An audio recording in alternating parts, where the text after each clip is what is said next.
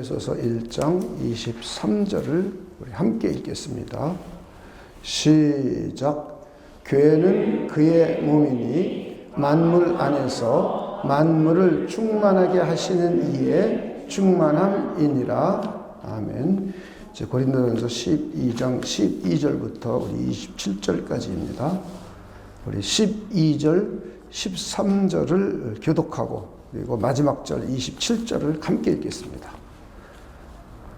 몸은 하나인데 많은 지체가 있고 몸의 지체가 많으나 한 몸임과 같이 그리스도도 그러하니라. 우리가 유대인이나 헬라인이나 종이나 자유인이나 다 한 성령으로 세례를 받아 한 몸이 되었고 또 다 한 성령을 마시게 하셨느니라. 27절 함께 읽겠습니다. 27절입니다. 함께 읽겠습니다. 시작. 너희는 그리스도의 몸이요 지체의 각 부분이라. 아멘. 네, 우리 성경에는 교회에 대해 몇 가지 그림 언어로 이렇게 표현을 하고 있습니다. 예를 들어서 그리스도의 몸이라고, 우리 교회는 그리스도의 몸이다 이렇게 표현함으로 해서 몸을 생각하면서 교회를 이해할 수 있도록 해주셨습니다. 또 어떤 것은 성령의 전, 또 어떨 때는 새 예루살렘, 또 진리의 기둥과 터와 같은 비유적인 우리 표상들을 우리 그림 언어로 표현했습니다. 교회에 대한 표상적인 표현들을 통해서 교회의 특성을 우리 간단하고 명료하게 이해할 수 있도록 해 주셨습니다. 오늘은 그리스도의 몸인 교회에 대해서 우리 생각해 보겠습니다.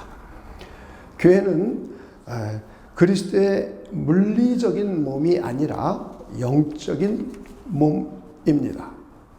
우리 그리스도께서는 이 땅에 오시기 전에는 신성만 가지고 계셨습니다. 성삼위일체 하나님의 제2의 위격으로 성부 하나님과 동일한 본질, 동일한 신성의 하나님이셨습니다. 하나님의 제2의 위격이신 성자께서는 인성을 취하여서 우리 이 땅에 오셨습니다. 우리를 구원하기 위하여서 성육신 하신 겁니다. 성부께서 성령을 통하여서 마리아의 인성을 취하셔서 성자를 수태케 하셨습니다. 그리고 10개월 후에 출생하셨습니다. 그분이 아브라함과 다윗의 자손이신 우리 주 예수 그리스도이십니다. 성자께서는 동정녀 마리아에게 수태할 때부터 신성과 인성을 함께 지니셨습니다. 한 위격에 신성과 인성을 함께 지니신 우리 유일한 분이십니다. 완전한 하나님이시며 우리와 똑같은, 그리고 아담과 똑같은 종의 완전한 인간이십니다. 다시 말하면 주님의 인성은 우리와 똑같은 몸과 영혼으로 구성된 완전한 인간, 완전한 인성입니다. 그리고 성부 하나님과 본질이 똑같은 완전한 신성입니다. 이것이 그리스도의 신비로움입니다. 이 땅에서 태어나고 성장하고 그리고 메시아로서의 공생의 사역을 하실 때에도 그분의 신분은 하나님의 아들이었습니다. 그리고 우리와 똑같은 인성의 완전한 인간이었습니다. 그의 신성은 하나님이시기 때문에 죽을 수가 없습니다. 그의 인성도 죄가 없기 때문에 죽을 수가 없습니다. 우리는 십자가에 매달려 계신 예수 그리스도를 우리 생각하면서 우린 두 가지를 생각해 봐야 됩니다. 하나는 하나님의 신성을 가지신 그분, 또 하나는 인성을 가지신 그분. 인성이라는 것은 몸과 영혼을 가지고 있는 겁니다. 그래서 이 두 본질을 유일하게 갖고 계신 분입니다. 예수님은. 이 인류상에 존재했던 인간 가운데 오직 그리스도만이 신성과 인성을 함께 가지고 계신 분입니다. 그래서 복음서에도 보면 그의 신성적인 면을 나타낼 때는 귀신을 내쫓기도 하시고 무리를 걷기도 하시고 무화과 나무를 저주해서 말라 죽게도 하셨습니다. 그러므로 해서 만유의 주재권자여 영계를 통치하시는 주님이여 하나님이신 것을 드러내 보여주셨습니다. 그리고 그의 인성적인 측면을 보일 때는 유대인들이 때리려고 그러면 도망갔습니다. 주무시기도 했습니다. 배고프기도 했습니다. 그리고 마지막 때 우리 주님이 재림하시는 때를 그의 인성은 모릅니다. 그의 신성은 알고 있지만 그의 인성은 모릅니다. 이렇게 성경은 신성적인 측면도 기록하고 있고 인성으로서 하신 일들도 기록하고 있습니다. 이것을 잘 이해해야 됩니다. 이단이라고 하는 것은 그리스도의 인성과 신성이 동시에 있다고 생각하지 않는 게 이단인 거예요. 그러니까 이단을 분별하는 가장 쉬운 방법은 예수 그리스도를 어떻게 이해하고 있느냐예요. 교회라고 다 똑같은 교회가 아닙니다. 그리스도를 인성과 신성을 동시에 가지신 분으로 믿고 따르는 것. 그렇지 않으면 기독론 이단이라고 하는 거예요. 또 삼위일체 하나님, 성부와 성자와 성령이신 하나님을 부인하거나 이것을 잘못 이해하거나 잘못 설명하면은 그걸 신론 이단이라고 하는 거야. 신론의 삼위일체적인 이단. 그러니까 하나님을 잘못 알고 있으면 잘못된 신을 믿는 거니까 그건 종교가 달라지는 거죠. 이해가 되셨습니까? 매우 중요한 겁니다. 근데 이런 거를 그냥 대충 넘어가요. 그러니까 도대체 예수를 어떻게 믿는 건지 잘 막연해요, 너무. 자, 예수님이 십자가에 매달려 죽으실 때도 그분은 하나님의 아들이십니다. 그러면서 인성을 갖고 있는 거예요. 신성은 죽을 수가 없죠. 하나님이 죽을 수가 없잖아요. 하나님 죽을 수 없습니다. 그런데 그의 인성도 죽을 수가 없는 거예요.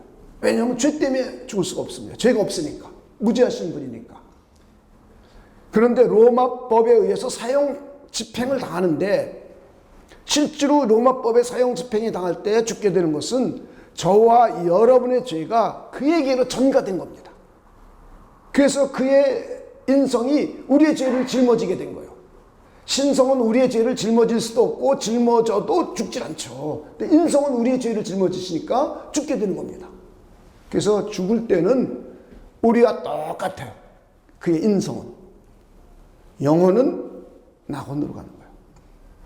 그래서 예수님이 강도들에게 너가 오늘 나와 함께 낙원에 있으리라 그랬단 말이에요. 영혼이 가는 거예요. 영혼. 그리고 그의 몸은 무덤으로 들어갔습니다. 그렇죠? 몸은 무덤으로 들어갔어요. 그리고는 사흘 만에 부활하셨습니다.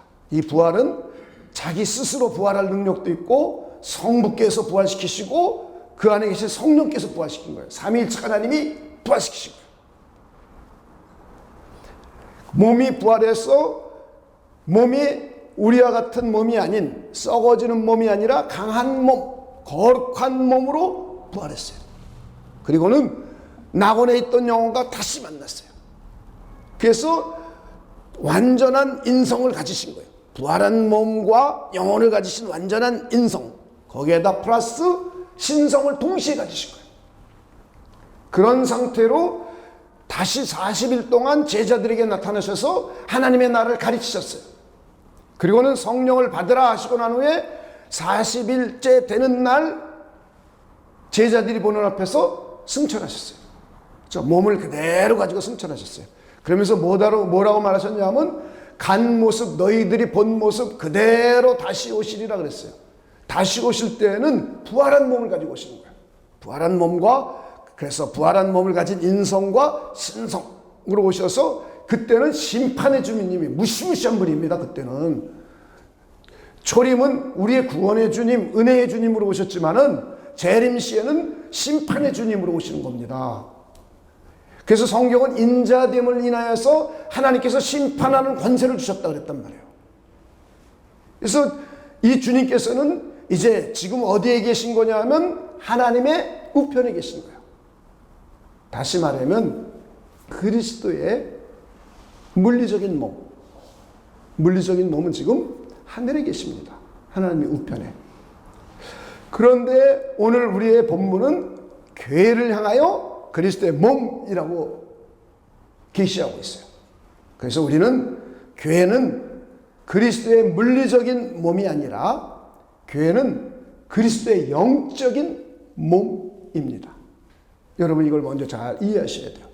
자, 교회는 그리스도의 물리적인 몸이 아니라 무슨 몸이라고요? 영적인 몸이에요. 영적인 몸. 이거 신비한 거죠. 기독교는 상당히 신비로운 종교입니다. 우리 몸이 부활해요. 어떻게 예수님의 피로 죄를 용서받아요? 이거 굉장히 신비롭잖아요. 그럼 어떻게 부활을 해요? 아니 어떻게 예수님이 신성과 인성을 같이 갖고 계세요?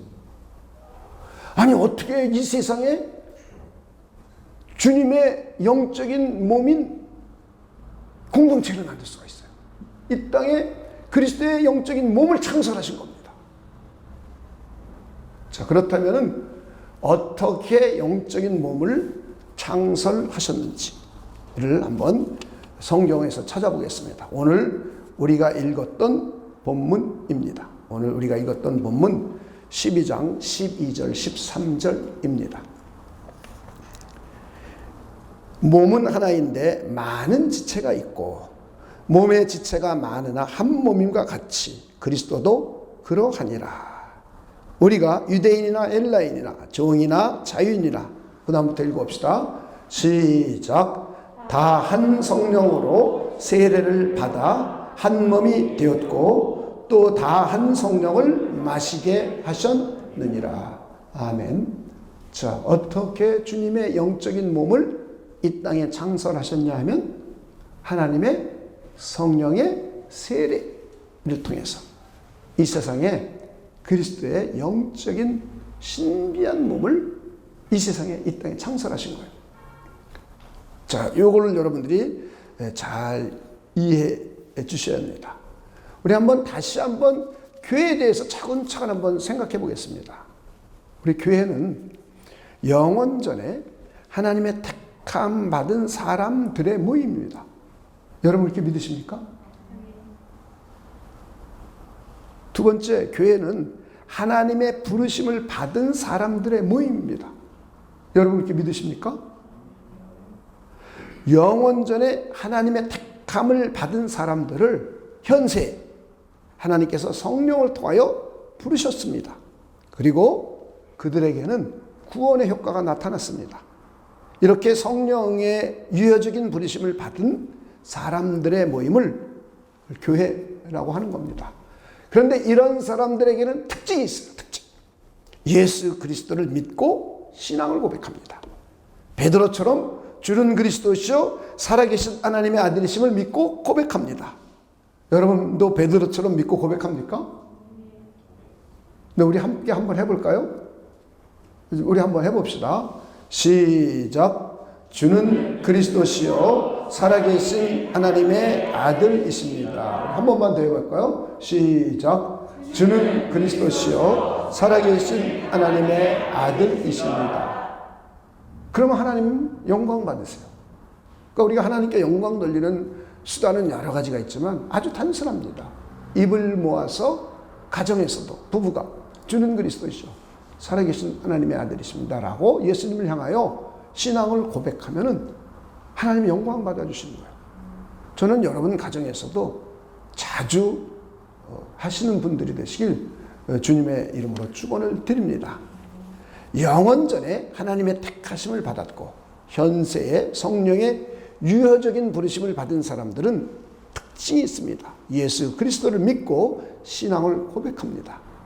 아브라함과 다윗의 자손이신 나사렛 예수를 향하여 베드로처럼 주는 그리스도이시며 살아계신 하나님의 아들이십니다라고 믿고 고백을 합니다. 우리도 여기 있는 사람들도 대부분이 하나님의 부르심을 받았다, 영원전 하나님의 택함을 받았다라는 것은 처음부터 알지 못했습니다. 우리는 누구의 전도든 저 부모님이 그리스도인으로 태어나서 나는 내 의사와 상관없이 그리스도인에 대해서 구원받은 사람들도 있고, 어떤 사람 친구, 남편, 아내와 함께 교회에 나왔다가 구원받고 하나님의 백성이 된 사람들도 있고 다양합니다. 어찌됐든 우리는 예수 그리스도를 믿음으로 해서 구원받게 됐어요. 그러다가 성경을 자세히 보니까 나는 내 아내가 나를 데리고 와서 내가 구원을 선택했는가 보다 라고 생각을 했었는데, 성경을 자세히 보니까 그게 아니라 하나님이 부르셨구나 알게 됐어요. 그리고 또 성경을 자세히 보니까 하나님이 이미 영원전에 나를 선택해 주신 거구나 라는 걸 알게 된 겁니다. 그래서 우리는 성경을 체계적으로 정리해 보면 우리는 영원전에 하나님의 선택을 받았고 이 땅을 살아가는 동안에 하나님께서 성령을 통하여 부르셨어요. 저 성령의 감동을 받은 남편일 수도 있고 아내일 수도 있고 내 스스로가 성령의 감동을 받아서 십자가를 보고 들어올 수도 있어요. 어찌됐든 하나님의 부르심에 의해서 그리스도 예수를 믿게 됐어요. 그리고 주는 그리스도시요 살아계신 하나님의 아들이심을 믿고 고백하게 되었습니다. 이런 사람들은 예수 그리스도의 십자가에 죽고 부활하심을 믿는 사람들입니다. 여러분 그러십니까? 예수 그리스도께서 십자가에 죽고 부활하심으로 해서 나는 죄에 대해서 죽고 의에 대해서 산 자가 된 거예요. 나의 옛사람이 주님의 십자가의 죽으심에 연합되어서 죽었어요. 그리고는 주님의 부활하심에 내가 연합하여서 새 생명 가운데 산 자가 되었어요. 내가 새로운 피조물로 거듭 태어나서 하나님 앞에 산 자가 된 겁니다. 예수 그리스도를 믿음으로 해서 우리는 구원을 받게 됐어요. 그리고는 교회는 하나님께서 성령으로 세례를 주심으로 해서 주님의 몸을 창설했어요. 이렇게 구속받은 하나님의 백성들을 하나님의 성령께서 세례를 주심으로 해서 그리스도의 영적인 몸을 창설하신 거예요, 이 땅에. 그러니까 주님께서는 이 세상에다가 그리스도의 영적인 몸을 창설하신 것, 이것이 바로 교회입니다. 성령을 통하여서 그리스도의 신비한 몸이 이 땅에 세워진 겁니다. 성령 세례에 의해서 창설된 주님의 신비한 영적인 몸이 바로 교회입니다. 그래서 교회는 그리스도의 영광스러운 몸이고 그리스도의 은혜롭고 존귀한 몸입니다. 여러분 믿으십니까? 그래서 교회를 존귀하게 여기시는 거예요, 주님께서는. 여러분 교회가 얼마나 존귀한지 한번 생각해 봅시다. 사도 바울이 예수 그리스도를 믿는 사람들, 교회 지체들을 핍박하고 잡으러 다녔어요. 공식적인 문서를 받아가지고 그 당시에 잡으러 다녔습니다. 그리고 그들을 잡아다 가뒀어요. 핍박을 엄청 했습니다. 예수 그리스도를 믿는 사람들. 다시 말해 교회를 핍박했어요. 그러다가 다메섹으로 가는 길가에서 부활하신 주님이 그에게 나타나셨어요. 그리고 주님께서 말씀하시는 거예요. 사울아, 사울아, 너 왜 나를 핍박하니? 왜 나를 핍박하니? 그러셨어요. 그러니까 사울은 누구십니까 도대체? 나는 네가 핍박하는 나사렛 예수다. 나는 주님을 핍박한 적이 없는데요? 그런 거예요. 그러니까 주님께서는 당신의 몸을 이 땅에 창설해 놓으셨고 당신의 몸을 핍박하면 누구를 핍박하는 겁니까? 주님을 핍박하는 거예요. 자, 오른손 내 몸에 오른손을 때렸으면 내 몸이 맞은 것이지 몸이 아픕니까? 오른손만 아픕니까? 몸이 아픈 거예요. 교회를 주님께서는 매우 영광스럽게 보는 거예요. 은혜롭게 보는 거예요. 참 교회라면, 진짜 교회라면. 그래서 우리는 교회를 무시하고 교회를 욕하고 교회에 불만을 품고 그러면 안 됩니다. 그럼 누구를 불만하고 누구를 욕되게 하는 거냐면 주님을 욕되게 하는 거예요. 여러분들 절대 그러지 않기를 주님의 이름으로 축원을 드립니다. 그래서 우리가 그리스도를 사랑하는 것을 보여주려면 내 남편을 사랑하면 돼요.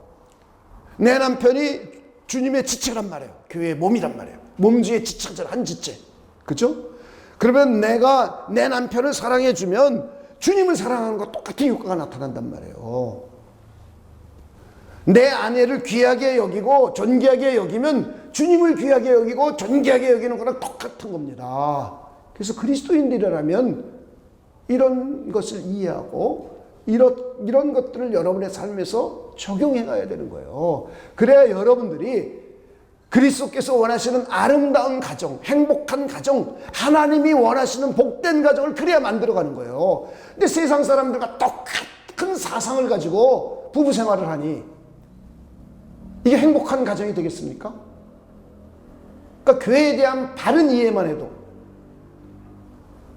인생이 달라지는 거예요, 삶이. 교회를 잘못 이해하니까 남편을 들들먹고 아내를 못 살게 굴고 그러므로 해서 가정이 파탄이 나버리잖아요. 여러분의 아내와 남편을 무시하는 행위는 그리스도를 무시하는 행위랑 동일하게 보신단 말이에요. 왜냐하면 여러분의 남편과 아내가 주님의 몸인 교회의 멤버, 지체이기 때문인 거예요. 이해가 되셨습니까? 그래서 우리는 이런 진리를 이해하고 이제 우리가 가정을 갖고 가는 겁니다. 아내를 존중하고 남편을 존중하고 서로 먼저 존중하고 서로 먼저 우애하면서 하나님이 기뻐하시는 아름다운 가정으로 갖고 갈 수 있는 우리 사랑과 평안의 교회 모든 성도들이 되시길 우리 주님의 이름으로 축원을 드립니다. 이렇게 이제 교회를 몸이라는 표상을 통해서 우리에게 표현해 줌으로 해서 어떤 장점이 있냐면 여러분이 저기 있는 사진을 보면 저기 가을엔 가서 선교 갔던 사진들을 착착착착 보면 거기에 대한 걸 막 설명을 복잡하게 하는 것보다 저걸 딱 보면은 저기에서 보여주는 메시지가 있죠. 그죠? 그죠?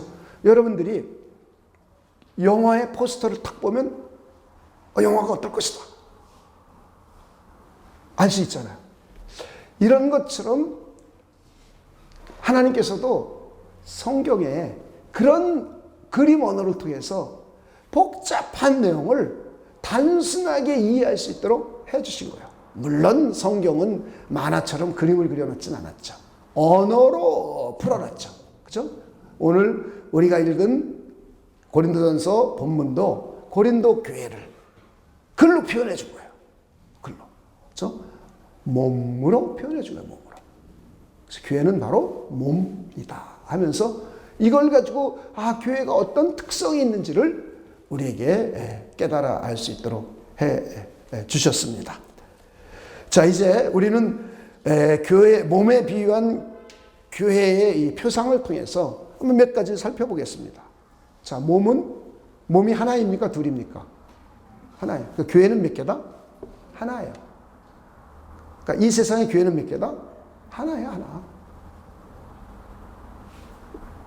그러니까 예수님이 이 땅에 오셔서 12명의 제자를 세우고 120명이 전도를 받고 예루살렘 교회가 3,120명이 되고 그리고 예루살렘으로부터 해서 사마리아와 유다 인근 사마리아 그리고 안디옥까지 갔습니다.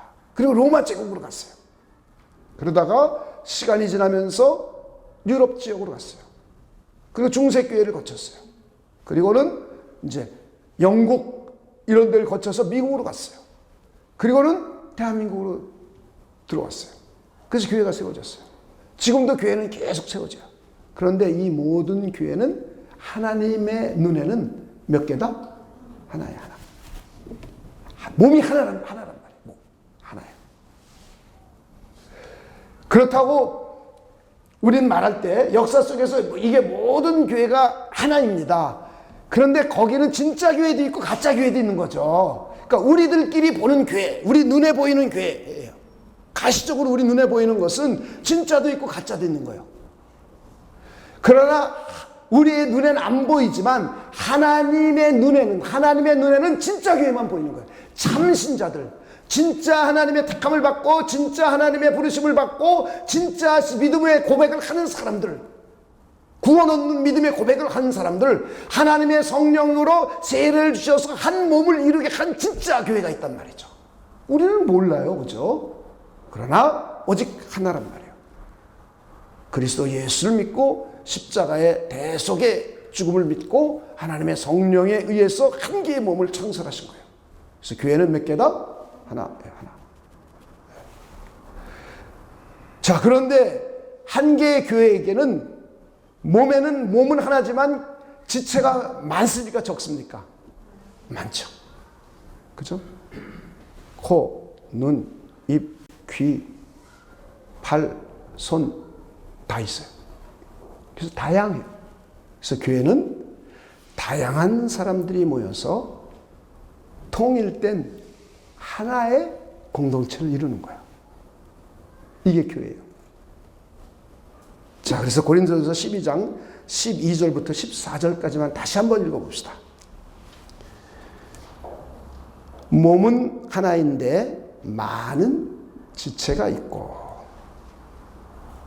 몸의 지체가 많으나 한 몸임과 같이 그리스도도 그러하니라. 여기서 많은 지체가 있다는 것은 many members, 회원이란 말이에요. 회원, 멤버.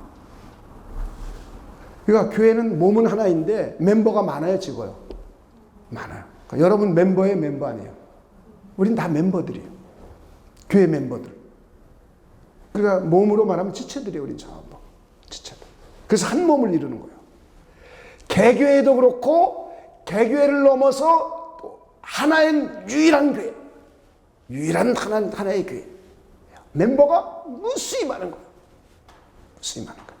무수히 많은 멤버들이 하나의 몸을 이루는 거예요. 그래서 교회는 다양함과 통일성을 갖게 되는 겁니다. 구약교회는 유대민족이라는 단일 민족으로만 이루어졌습니다. 혹시 이방인들 가운데 구약교회 member가 되려면 그들은 어머니가 유대인이거나 혹은 이제 할례를 하고 유대교로 입적을 하면 이제 구약교회의 성도가 될 수 있는 겁니다. 근데 신약교회는 그렇지 않아요. 신약교회는 다양한 멤버들로 구성되어 있어요. 예수 그리스도를 믿는 사람이면 누구나 신약교회 멤버가 되는 거예요. 할례를 받을 필요도 없고 유대교로 개종할 필요도 없어요. 예수 그리스도의 십자가의 구속과 성령 세례를 통해서 누구든지 교회 멤버가 되는 것입니다. 그 당시에도 다양한 사람들로 교회 공동체가 이루어졌어요. 헬라 사람, 로마 사람, 종, 자유인, 유대인, 이방인 이렇게 다양한 사람들로 이루어졌어요. 오늘날에도 교회는 역시 마찬가지예요. 다양한 민족입니다. 우리 교회만 해도 국적이 다른 사람들이 몇 사람 있잖아요. 그죠? 미국 국적도 우리 교회에 몇 사람 있잖아요. 벨기에 국적도 있잖아요. 한국 국적도 있잖아요. 국적이 이렇게 우리 같이 이런 교회만 해도 벌써 국적을 몇 개 국적을 가진 사람들이 모였어요. 민족도 우리는 뭐 많지는 않지만 두 민족. 그죠? 벨기에 민족은 어디 민족이라고 그러나? 하고 우리 한국 사람들. 또 미국에는 다양한 인종들이 교회를 이뤄요. 직업도 다양해요. 은사도 다 달라요. 이렇게 다양한 거예요, 교회는. 교회는 획일화되는 게 교회가 아니에요. 신앙이 어린 사람, 신앙이 좋은 사람, 연세 드신 분, 젊은 사람. 다양한 사람들이 모이는 거예요. 기도를 많이 할 줄 아는 사람, 기도를 잘 못하는 사람. 예배 시간에 눈이 반짝반짝 뜨는 사람, 가끔 졸리는 사람. 이렇게 다양하게 모이는 거예요. 네, 이렇게. 이 교회 공동체를 이루는 거예요. 그리고는 이렇게 다양한 사람들이 모여서 하나의 통일된 공동체를 이루는 거예요. 다양한 사람들이 모여서 하나님의 이름을 영화롭게 하는 거예요. 하나님의 뜻을 추구해 가는 거예요. 하나님의 나라와 의를 추구해 가는 거예요. 하나님의 사랑을 실천해 가는 겁니다. 예수 그리스도의 복음, 곧 진리의 말씀을 증거하는 겁니다. 성도들이 입을 모아서 주는 그리스도시여 살아계신 하나님의 아들이십니다라고 한 목소리로 고백함으로 해서 하나님께 영광 돌리고 예배를 드리는 거예요. 다양한 은사들을 가진 사람들이 한 마음과 한 뜻이 되어서 서로 봉사하고 서로 먼저 돌보아주며 서로 먼저 섬김으로 주님의 몸인 교회를 튼튼하게 세워가는 거예요. 그래서 여러분들이 이런 것들을 교회에 대해서 몸을 통해서 우리가 이해할 수 있는 거예요. 몸은 하나다. 통일된 거죠. 그러나 다양한 멤버들로 이루어졌다. 다양성입니다. 그리고는 이제 누구든지 주님의 몸인 교회에서 떨어져 나가 이탈해서는 안 되는 거예요. 자, 이것이 이제 고린도전서 12장 15절부터 21절까지에 기록하고 있어요. 자, 이걸 읽으면 양이 너무 많으니까.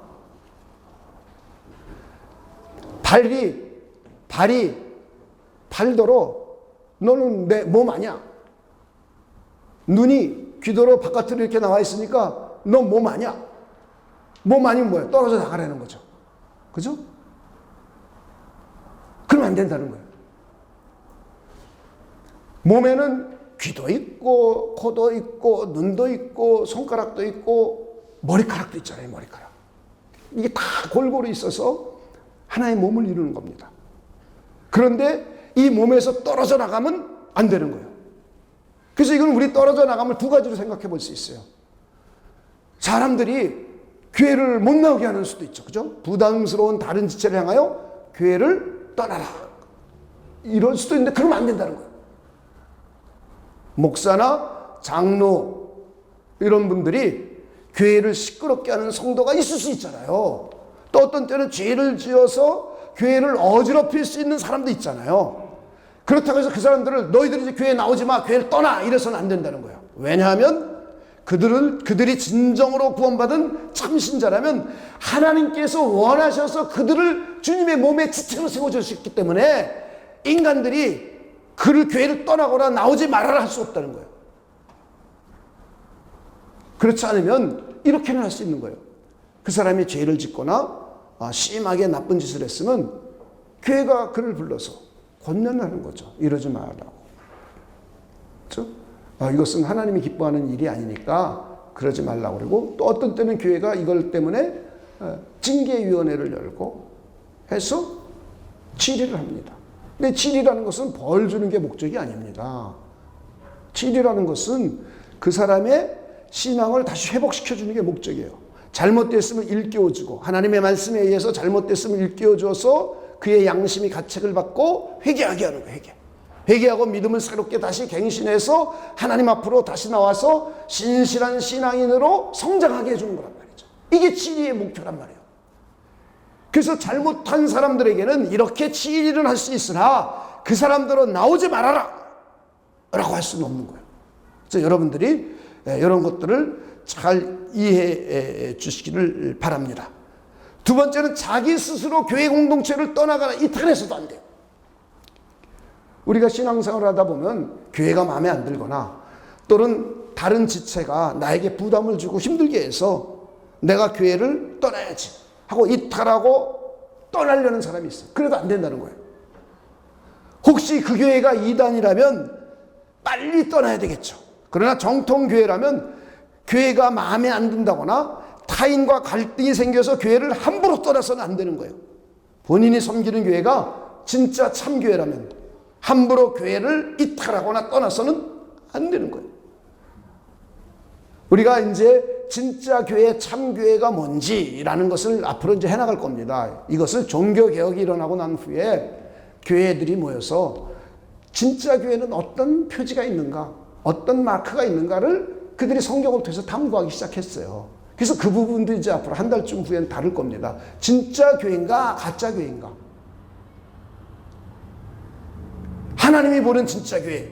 우리들끼리 이름 붙여놓고 우리들끼리 교회라고 그러는 교회라고 다 교회가 아니에요. 하나님이 교회를 인정해 주는 거 아닌 거죠.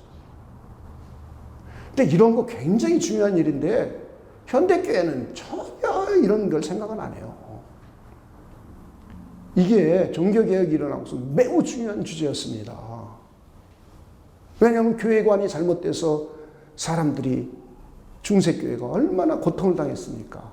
그래서 교회에 대한 바른 이해, 구원에 대한 바른 이해와 교회에 대한 바른 이해를 지켜주려고 종교개혁자들은 엄청 노력을 했어요. 그리고 그걸 체계적으로 전부 정리를 해놨습니다.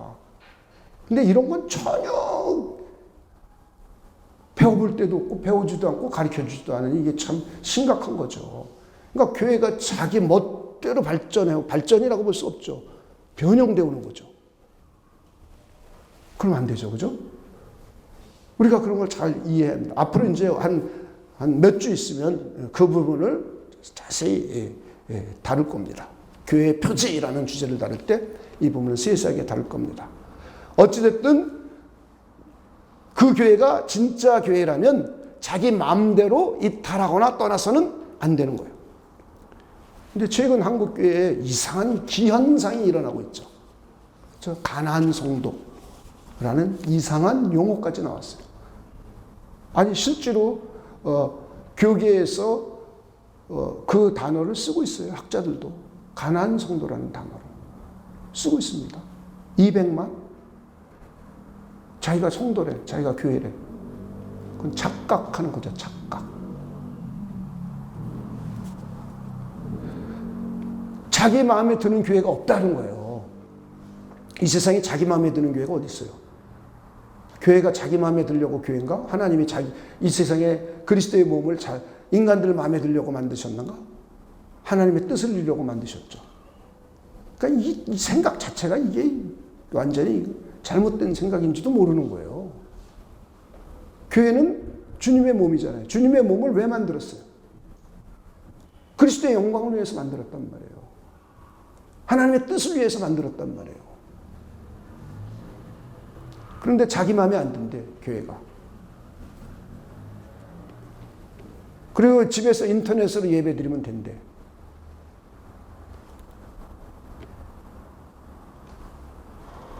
또 어떤 사람은 자기 몸이 성전이래. 물론 성전 맞아요. 자기 몸이 성전이니까 자기 교회 안 나가도 된대. 자기가 성전이니까.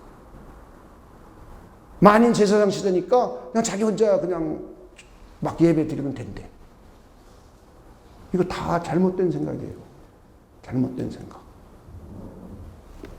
굉장히 이기적인 생각이에요. 영적인 이기적인 생각. 자기중심적인 생각이에요. 자, 우리 하나님의 나라를 표현할 때도 그렇고 교회를 표현할 때도 그렇고 사람들이 구속받은 하나님의 백성들이 모일 때 하나님의 성령께서 임재하셔서 하나님의 성령이 그 안에 함께 하시는 겁니다. 그렇죠? 이게 첫째예요. 첫째는 성령은 우리가 모인 자리에 오시는 거예요. 그러니까 그래서 우리가 성령 세례를 받고 주님의 몸이 된 겁니다. 그리고는 그 성령께서 이제는 개개인에게 다 내주하신 거예요. 그래서 개개인에게 내주하실 때도 하나님의 성전이라고 말해요. 그때의 의미는 성령이 너희 안에 거하시니까 너희들은 하나님의 성전이 거룩하니까 너희들도 개개인적으로 살 때 거룩한 삶을 살아라. 이런 의미에서 하나님의 거룩한 성전이다라고 한 거예요. 물론 우리 개개인 안에 거요. 그러나 교회 공동체를 말하는 교회를 말하는 하나님의 성전이라는 말은 개개인이라는 것이 아니라 공동체 안에 임하셔 계신 그걸 말하는 거예요. 그래서 하나님이 거하시는 전할 때는 이걸 교회로 표시할 때는 이걸 말하는 거예요. 우리 개개인들은 교회 멤버인 것이지 교회가 아니란 말이에요. 교회는 예수님을 머리로 한 하나의 거대한 공동체예요. 그리고 우리는 공동체 멤버인 거예요. 멤버십을 가진 거예요. 우리는. 이걸 우리가 잘 이해해야 돼요. 그래서 우리는 자기가 교회니까 자기가 만인 제사장 시대니까 자기 혼자서 공적인 예배 드릴 수는 없어요. 여러분이 가정에서 드리는 예배는 사랑과 평안의 교회의 지체이죠. 지체로서 가정에서 예배 드리는 거예요. 무슨 얘기인지 이해가 되셨습니까? 여러분은 사랑과 평안의 교회라는 공동체, 그리스도의 몸의 한 공동체 안에 소속되어 있으면서 그 지체로서 지체들끼리 모여서 예배 드리는 거란 말이에요. 공적인 예배는 그래서 가정에서 안 드리잖아요. 그렇죠? 공적인 주일 예배라든가 이건 공적인 예배란 말이에요. 그러니까 여러분이 이런 개념을 잘 이해하셔야 이상한 얘기들을 안 해요. 인터넷은 별 얘기가 다 돌아다니더라고요. 근데 그게 확산 속도가 빠르니까 그런 것 읽고 막 얘기해요. 그 자기 편의에 따라서. 그래서 우리는 교회는 공동체적인 것이지 개인적인 게 아닙니다. 그래서 여러분들이 영적인 이기주의자들이 되면 안 돼요. 자기 영적인 만족만을 위해서 신앙생활하는 건 그건 매우 잘못된 생각입니다. 그런 사람이 의외로 얼마나 많아요. 자기만 기도하면서 눈물을 흘리고 기쁘면 되는 거. 그건 아니잖아요. 우리는 하나님의 뜻을 이루어가는 것이고 하나님의 나라를 이루어가는 것이고 하나님을 영화롭게 하는 것이 교회 공동체잖아요. 그래서 여러분들이 그 개념들을 우리 잘 이해해 주시기를 바랍니다. 혹시 그 사람이 구원받지 못한 가라지 같은 성도라면, 참신자가 아니라면 뭐 어떻게 할 수가 없잖아요. 그런데 그 사람이 진짜 참신자라면 주변에 좋은 교회, 진짜 좋은 교회를 찾아서 교회 생활을 하고 하나님을 섬기고 하나님을 예배하는 것이 맞는 거예요. 그래서 우리 주변에 혹시 그런 사람들이 있다면 우리가 그런 완면을 잘해서 좋은 교회 공동체. 이 세상에 완벽한 교회 공동체는 없어요. 언제 완벽해져요? 하늘에 가서 완벽해지는 거예요. 이 땅에서는 완벽한 교회, 완전한 교회는 없어요. 완전한 교회는 종말 때 가서 이루어지는 겁니다. 우리는 완전한 교회를 추구해 가는 거죠. 이런 성경 말씀을 배움으로 해서 이런 교회를 우리가 추구해 가는 거예요. 그런 것이지 우리가 완전해질 수는 없습니다. 그리고 교회 공동체 구성원 길은 서로 먼저 돌보아 주는 거예요. 서로 먼저. 그렇죠? 서로 먼저. 이게 몸의 역할입니다. 자, 그래서 이건 한번 찾아보도록 하죠. 고린도전서 12장 22절 24절.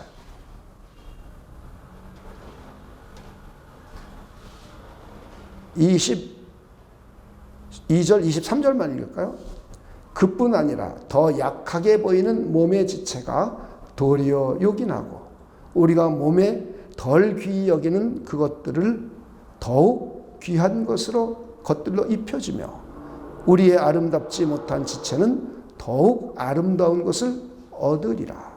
그런즉 우리의 아름다운 지체는 그럴 필요 없으나 오직 하나님의 몸을 고르게 하여 부족한 지체에게 귀중함을 더하사.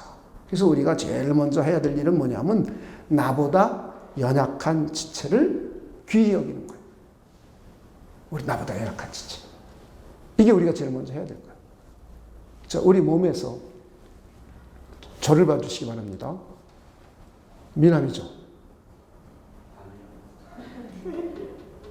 아니 이제 제가 두 눈 있고 코 있고 입 있고 귀 있고 다 있잖아요. 근데 제가 좀 없는 것이 좀 있죠. 제가 없는 것이 좀 있잖아요. 머리카락 이거 별로 이렇게 소중하게 안 보이잖아요. 근데 머리카락이 반만 없으니까 조금 보기가 살짝 그렇잖아요. 그죠? 제가 만약에 20대라고 그러면 누가 박경희 목사가 저하고 뭐 데이트나 하겠습니까? 그러니까 머리카락 잘라버리면 소중하지 않은 것 같은데 실제로 보면 나의 지체의 한 부분이고 소중해요. 저 여기 계신 분들, 여자분들 눈썹 싹 밀어보세요. 아니 눈썹 이거 별거 아닌 것 같은데 싹 밀어보세요. 이렇게 이 몸을 이렇게 비유를 해주는 거예요. 몸은 정말 다 소중하구나. 그런 걸 통해서 우리보다 연약한 지체들을, 우리보다 믿음이 연약하고 부족한 지체들을 귀히 여기는 거예요. 할렐루야. 두 번째는 지체들끼리 서로 먼저 돌보아줘야 돼요. 자, 고린 25절입니다. 25절. 몸 가운데서 분쟁이 없고, 그 점 읽어봅시다. 시작. 오직 여러 지체가 서로 같이 돌보게 하셨느니라. 할렐루야. 교회는 서로 지체가 되는 거예요. 그래서 서로 먼저 돌보아주는 상호 돌봄이 되는 거예요. 이걸 우리는 상호 목회라고 볼 수도 있어요. 목회라는 건 목사만 하는 게 아니에요. 목회가 뭐냐면요. 이제 너무 여러분들이 어렵게 목사 그러니까 이제 자꾸 어렵게 생각을 해서 그래요. 목회라는 것은 뭐냐면 목자가 양떼를 돌보잖아요. 그걸 이제 비유해서 우리에게 가르쳐 주는 거예요. 그러니까 목자가 양떼가 다니다가 물이 없으면 물 먹을 수 있도록 안내해 주죠. 그죠? 독초가 많은 거 농약 뿌려진 풀밭에 가면은 못 가도록 막죠. 그죠? 혹시 벌레가 붙으면 벌레를 띄워주기도 하죠. 혹시 독초 먹고 막 배탈설사나면 어떻게 해요? 약을 먹여주고 치료해 주잖아요. 이게 목회인 거예요. 그러니까 성도 상호 간에 목사가 하는 역할이 가장 많은 역할 중에 가리키는 것하고 또 하나는 뭐가 있는 거냐면 여러분들이 어디 다니면서 잘못된 이단 사상에 물들어 있거나 독초 먹은 거잖아요. 이 독초를 빼줘야 되는 거예요. 여러분이 세속 사상에 물들어 가지고는 이상하게 신앙생활 한단 말이에요. 이런 거 고쳐주는 거예요. 이게 목회인 거예요. 여러분이 고민받고 여러 가지 고민하고 있으면 그걸 기도해주고 그걸 같이 상담하면서 풀어주는 거예요. 이게 목회인 거예요. 그런데 이거는 교회 지체이니까 서로 상호간에 하라는 거예요. 서로 상호간에. 부부간에도 할 수 있잖아요. 부부가 아내가 아이를 낳고 나면 영적으로 힘들죠. 그러다 보면 여러 가지 어려움을 겪을 수 있습니다. 이때 남편이 잘 들어주고 그걸 위해 기도해주고 또 서로 합심해주고 이런 거죠. 또 남편이 회사에서 어려운 일을 겪고 그러면은 힘들 수가 있습니다. 이때 남편의 이야기를 듣고 아내가 남편을 위해 기도해주고 이렇게 서로 지체가 돼서 서로 돌봐주는 거예요. 서로 목회하는 거예요, 이것이. 이것이 이제 교회 성도들끼리도 서로 그러라는 거죠. 성도들 가운데 어떤 사람이 어렵고 힘들고 또 이상한 이단 사상에 빠지거나 아니면 영 이상하게 잘못된 엉뚱한 죄를 짓거나 하면 그를 찾아가서 권면도 해주고 선한 길로 갈 수 있도록 이끌어도 주고 기도도 해주고 또 나보다 아랫사람 같으면 따끔하게 한마디 충고도 해주고 이렇게 함으로 해서 서로 목회를 해서 그로 하여금 건강한 신앙인 좋은 그리스도인이 될 수 있도록 이끌어가는 겁니다. 이거 서로 하는 거예요. 서로. 저는 우리 교회가 그런 교회가 됐으면 합니다. 그러면서 서로 먼저 존중하고 서로 먼저 화목하고 서로 먼저 덕을 세우고 상호간에 이렇게 하는 거예요. 이것이 몸을 통해서 우리에게 보여주고 있습니다. 저는 여러분들이 이걸 잘 몸이라는 것을 의식하시면서 서로 먼저 해줄 수 있는 분들이 되실 다시 한번 주님의 이름으로 부탁을 드립니다. 그리고 이제 마지막으로는 고난과 영광을 함께 나누는 거예요. 한 몸이기 때문에. 자, 그래서 이걸 26절입니다.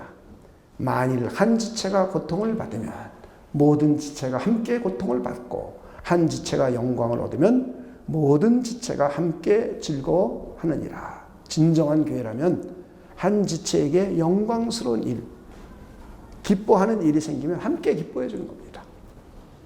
세상 사람들은 사촌이 땅을 사면 배 아프기도 하잖아요. 그래서 이러면 안 되는 거예요.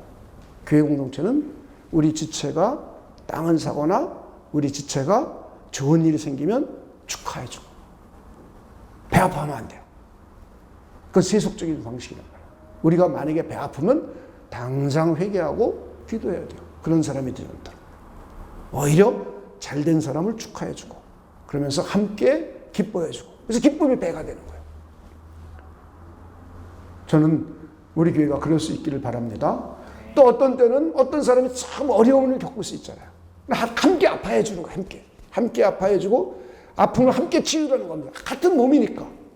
여러분 교회 공동체에서 각 공동체에서 보면 어떤 한 분이 어려움을 겪어서 그 공동체 전체가 아파하기도 하잖아요. 그래서 어떤 경우는 한 지체가 막 시험이 들고 힘들어하면은 그 사람만 시험 들고 힘든 게 아니죠. 그 공동체가 전체가 힘들어한다는 말입니다. 이게 왜 몸이기 때문에 그런 거예요. 몸이기 때문에. 아니 오른손이 아픈데 오른손아 너는 아파라 나는 안 아프다 그럽니까? 몸이 이런 걸 우리에게 설명해 주는 거예요. 그러니까 우리는 그래도 감사하게도 우리는 가정 가운데 어려운 일이 생기면 우리가 그 사람과 함께 그 사람을 위해서 자꾸 작정기도, 우리 40일 작정기도 여러 차례 있잖아요. 그렇죠? 그래서 그 사람의 아픔을 기도하면서 함께 체휼하는 거죠. 체휼하면서 그 사람의 심정을 가지고 하나님께 부르짖는 거예요. 그때 우리 참 기도 응답이 참 많잖아요. 그러면서 우리는 신앙도 많이 성장하게 되잖아요. 그런 걸 통해서. 이렇게 교회는 고난과 영광을 함께 나누는 것입니다. 이것이 교회 공동체입니다. 그래서 교회가 주님의 몸이라는 그림 언어의 표현을 통해서, 이런 표상적인 표현, 비유적인 표현을 통해서 우리들로 하여금 교회는 이런 것이니까 우리들로 하여금 어떻게 해야 될지를 이해시켜주고 있습니다. 이제 마지막으로 말씀을 정리해 보겠습니다. 교회는 예수 그리스도의 십자가의 피로 구속받고 하나님의 성령 세례에 의해서 이 땅에 창설된 주님의 영적인 몸입니다. 주님의 신비하고 영광스러운 몸입니다. 주님의 몸인 교회는 다양한 지체들로 구성된 하나의 통일된 몸입니다. 교회는 다양한 회원들이 모여서 하나의 공동체를 이루는 겁니다. 교회는 획일화된 지체들끼리 모이는 것이 아니에요. 제가 여기를 들어왔는데 저에게 온통 온몸이 눈으로만 구성되어 있어요. 그럼 여러분들이 다 도망갈 거예요. 그렇죠? 다양하게 눈, 코, 입, 머리카락 다 있는 거예요. 이게 다양한 거예요. 다양한 사람들이 모여서 하나의 공동체를 이루는 거예요. 통일된 공동체를 이루는 겁니다. 그래서 우리는 하나님을 영화롭게 하고 하나님을 복되게 하고 하나님을 송축하는 거예요. 한 마음과 한 뜻이 되어서. 그리고 누구든지 정당한 사유 없이 교회 공동체를 이탈해서도 안 돼요. 내 손가락이 잘라져 나갔다고 가정해보죠. 그렇죠? 그랬을 경우는 내 몸은 살지만 손가락은 괴사돼서 없어집니다. 그래서 교회를 공동체를 이탈해 나가면 안 되는 거예요. 여러분들이 이런 원리들을 잘 이해해 주시기 바랍니다. 그리고 교회는 나보다 연약한 지체를 존귀하게 여기고 지체들 간의 영광도 함께 나누며 고통도 함께 나누는 것입니다. 특별히 어렵고 힘든 사람을 치유하며 온 교회가 작정하고 합심하여 기도해 주는 겁니다. 그때 하나님께서 기뻐하시고 응답해 주시면서 우리도 신앙이 성장합니다. 그러면서 우리는 서로 지체가 되어서 서로 돌봐주는 겁니다. 서로 먼저 존중하고 서로 먼저 우애하고 서로 지체가 되어주는 겁니다. 부부 생활도 마찬가지입니다. 우리 그럴 수 있는 저와 여러분이 되시길 주님의 이름으로 축원을 드립니다. 기도하겠습니다. 하나님 감사합니다. 주님의 몸인 교회를 우리 한번 생각해 보았습니다. 하나님, 우리 스스로가 우리 몸을 생각하면서 교회를 깊이 생각해 보는 귀한 한 주가 되도록 하나님께서 역사하여 주시옵소서. 그래서 서로 먼저 존중해주고 서로 먼저 돌봐주고 연약한 자를 귀히 여기고 그리고 힘들고 고통받는 사람을 위하여 함께 기도해 줄 수 있는 복된 공동체가 되도록 하나님께서 역사하여 주시옵소서. 가정생활도 서로 먼저 존중하여 그리스도의 행복을 만끽하는 복된 가정 되도록 하나님께서 역사하여 주시옵소서. 감사를 드리며 예수님의 이름으로 기도하옵나이다.